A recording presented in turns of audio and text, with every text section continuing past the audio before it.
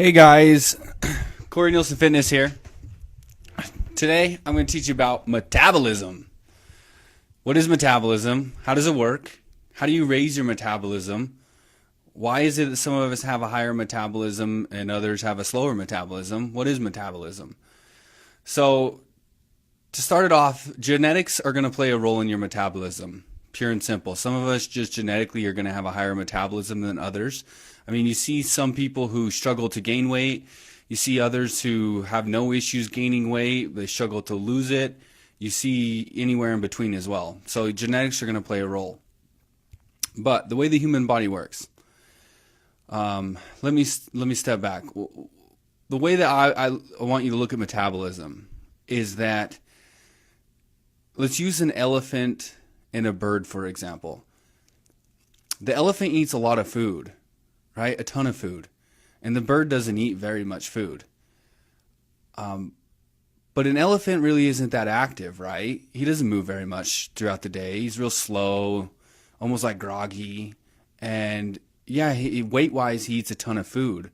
But the percentage of his body weight that he eats per day isn't very high, right? Let's say 10%, and that's probably about right. 10% of his body weight he needs to eat per day. But let's take a bird or a bat, for example. A bat is moving a lot more, right? It flutters through the air, it's flying, it's moving a ton, especially at night. That bat is going to eat roughly his body weight every single day in food. So even though the elephant eats a lot more food, weight-wise, compared to its body size, it's eating a lot less food. Why is that? Because it's moving a lot less. My point of telling you this is that if you want to higher your metabolism, the best way to do it, move more. Okay? Move more will raise your metabolism. The other thing that we want to look at is that your body is always going to adjust to any and everything that you do. It's always looking for what's called homeostasis. And so let's say that my body burns 2,000 calories a day. If I drop my calories down to 1,500, am I going to keep losing weight for the rest of time before my body just washes away and I have nothing left and I die? No. Your body is going to start slowing down its processes so that eventually 1,500 is the new norm. So that is one of the main reasons why you don't want to crash diet, because you can really mess up your metabolism. Your body is going to adjust to whatever you do. And if I drop my calories way down to the floor, then my body's going to say, hey, you feed me that much less food, well, I'm going to slow everything down. And then that new number is basically your new norm. That's all you're going to start burning throughout the day. But at the same token, we can take it the other way, what's called reverse dieting, or basically gaining weight. Reverse dieting or gaining weight, where you're eating a surplus of calories, your body doesn't want to gain a ton of weight. Okay, it really doesn't. And so what it'll do is you add more calories in, your body will speed up its metabolism so that it burns more of that throughout the day. The problem is that most people end up eating way too much for their body to keep up on. So the best way for you to raise your metabolism is to move more. Okay? Know that your body is always adjusting to what you do.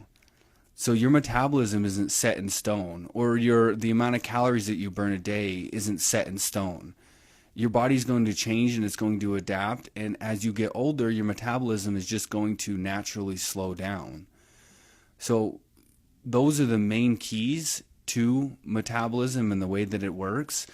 Stuff like, if you have more muscle on your body, then you're going to raise your metabolism. Yeah, that's true as well. Things like, if you eat protein, that's going to raise your metabolism because of just the digestion process of protein takes up more energy than, say, the digestion process of a simple carbohydrate. Or a complex carbohydrate, the same thing. It takes a lot more energy for my body to break down a complex carbohydrate than it does a simple carbohydrate. So that's going to raise my metabolism just by eating complex carbohydrates or complex macronutrients instead of the simple kind. So there's ways that you can play with it. But the biggest factor I want you to take away from this is that move more, don't sit as much, and your metabolism will go up. And if you eat the same amount of food that you did before, you're going to start losing weight because you're creating that deficit. So know that your body is always adapting. It's always a change. It's always changing to what you're doing, and it's wanting to find what's called homeostasis, where it can just hang out and relax and use the least amount of energy. The more you move, the higher your metabolism is going to be. The more muscle you have, the higher your metabolism is going to be. The more complex nutrients, macronutrients that you eat, the higher your metabolism is going to be, because it takes more to break down those nutrients. And same with fiber. Fiber is one of those things that it takes a lot of energy for your body to push that through the digestive system, and it has 0 calories. So that's another way for you to raise your metabolism. Water can even play a role in that. So I hope that this has been helpful, and if you think that if you've benefited from it and you think your friends would benefit from this video, hit that like button, share it, please, comment.